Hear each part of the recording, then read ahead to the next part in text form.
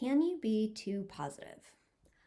We hear a term a lot floating around on social media today, toxic positivity. So what does that mean? I'm Liana Sangridis. I am the founder and therapist at Mindful Healing in Watertown, Connecticut. And I wanted to talk to you today about toxic positivity and what that means, and why we call it toxic. We talk a lot about being positive and shifting to positivity and sharing positive interactions and why that's important. And all of those things are true. It's a good thing to be positive and focus on gratitude. And then on the other hand, we talk about toxic positivity and how positivity can be toxic. So why do we have this message of both sides? Well, because in life and in mental health, the middle path, as we call it in DBT, is usually where healthy is. And, we can be too negative. We can be too positive.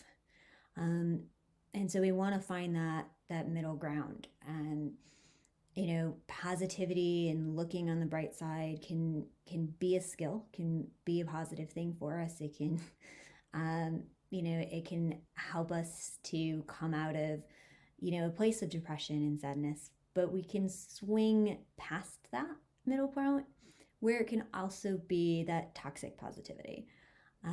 When we have passed reality and we are now putting pressure on ourselves where we have to be positive, where we're not really allowing ourselves to feel pain, where we are invalidating others with our positivity, where we are stuffing our emotions.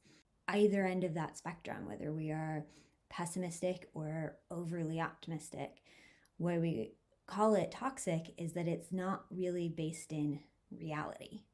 And reality is really where we want to stay, in that middle path of where, in DBT we would use the word radical acceptance, where we're accepting life on life's terms, where we are acknowledging the reality of the moment. We're being mindful of the moment. We are feeling our genuine emotions of this moment. We're not trying to change them into being overly positive or sitting in negative feelings longer than they need to stay.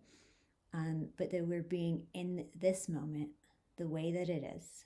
And then when that moment is past, we're also allowing it to go.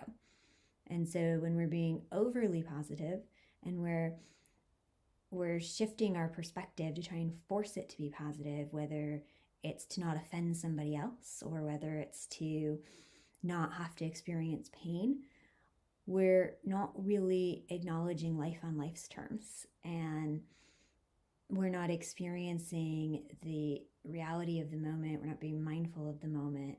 And that's not good for us. And at some point, those emotions will come back.